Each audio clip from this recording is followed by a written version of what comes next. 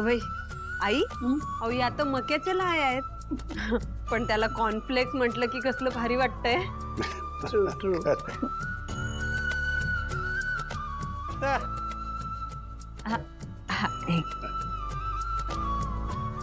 अरे अरे वेंकी वेंकी हे असं नाही खायचं.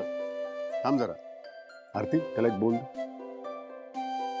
हे यात घ्यायचं हं आणि दूध दूध टाकायचं आणि मग चमच्याने खाल्लं कळलं.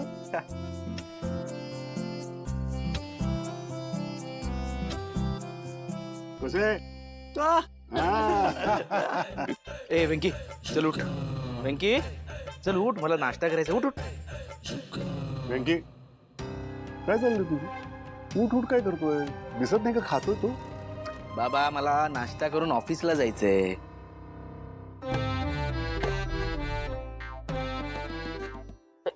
चल चल चल हे घे.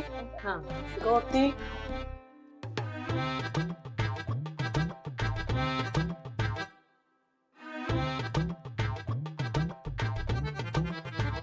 संतोष, ज्या पदार्थाला हात लावतोय त्याला काय म्हणतात हे तरी माहितीये का? हे ना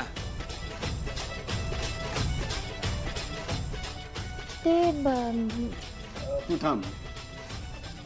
हे ते क्रुसॉट. क्रोसॉन. काय रे, कॉर्पोरेट ऑफिस मध्ये काम करतोस तू, मग साध्या सुध्या शब्दांचे इंग्रजी उच्चार येत नाहीत तुला?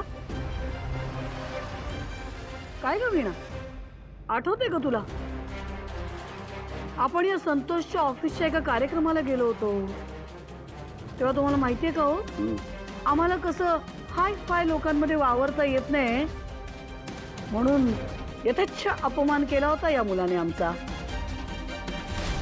दोघींना ना कार्यक्रम म्हटला की लग्न आणि मुंज याच्याशिवाय दुसरं काही दिसतच नाही. काठापदराच्या साड्या नेसायचं आणि यायचं. अरे कुठल्या कार्यक्रमाला आलाय तुम्ही? काय नेसलाय?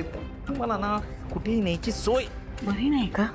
अरे ही काय आणलीस? ही पिशवी कशाला इथे घेऊन आलीस? ही मळकट पिशवी.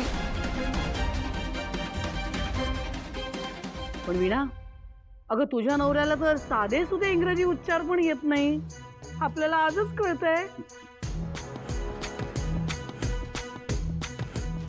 जे आपल्याला जमत नाही त्याची अपेक्षा दुसऱ्यांकडून करू नये. आई तू किती चांगली आहेस ग, तुला सगळ्या पदार्थांची नावं येतात. पण आई बाबा असेच असतात ना की मुलांच्या चुका पोटात घेतात.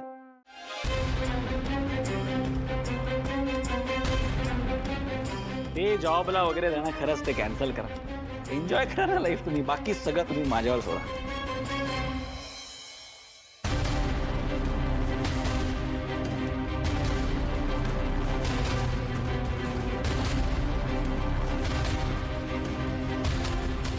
मी खरंच सिद्धिराजशीच बोलतेय का? अहो, असं काय विचारताय तुम्ही? हो सिद्धिराजशीच बोलताय. सिद्धिराज संपतराव गाडे पाटणाशीच बोलताय तुम्ही.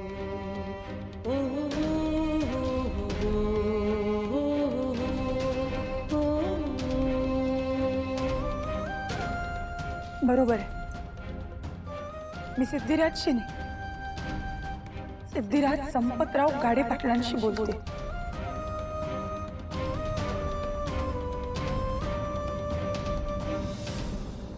काय झालं?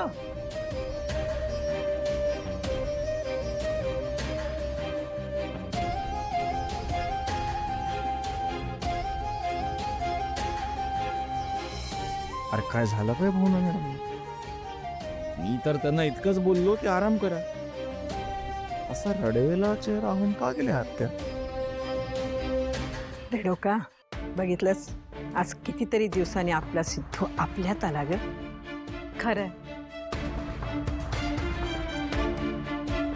आमचा वाघ बायकोला मुठीत ठेवतोय, बघितलं ना? आणि आमची सून जरा नव्या विचारांची आहे, पण आमचा सिद्धू त्याला बरोबर माहिती आहे या घरात काय चालतं काय नाही चालत. आणि तो कधीही या घरातल्या नियमांना डावलून काहीही करण्याची परवानगी देणारच नाही. बरोबर आहे, सिद्धूचं अगदी बरोबर आहे. हो हो, शिकलेल्या सुना असल्या ना की त्यांना वाटतं नोकरी करावी. पण गाडे पाटील घराण्याच्या सुनेला गरजच नाही नोकरीची. आणि सासरच्या चालीरीती शिकणं, शिवाय स्वतःला त्याप्रमाणे बदलून घेणं, हे सुद्धा कामच आहे सुनेचं.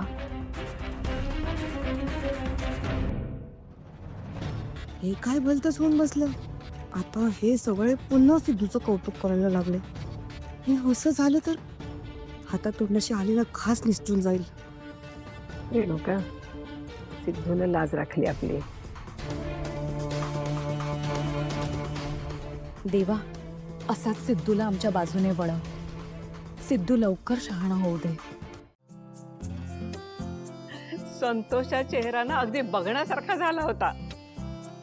नाही म्हणजे या एवढ्या प्रकरणानंतर तरी त्याच्या डोक्यात प्रकाश पडला म्हणजे मिळवलं. जयंत जयंत जयंत जयंत. मी रिक्षाच्या सगळ्या डीलर्सची चौकशी करून आलोय. मुंबईला वाकोळकर नावाचा डीलर आहे, त्याच्याकडे सगळ्यात स्वस्त रिक्षा मिळतात. आपण 1000 एक रिक्षा घेणार असू तर 50% डिस्काउंट नक्कीच मिळू.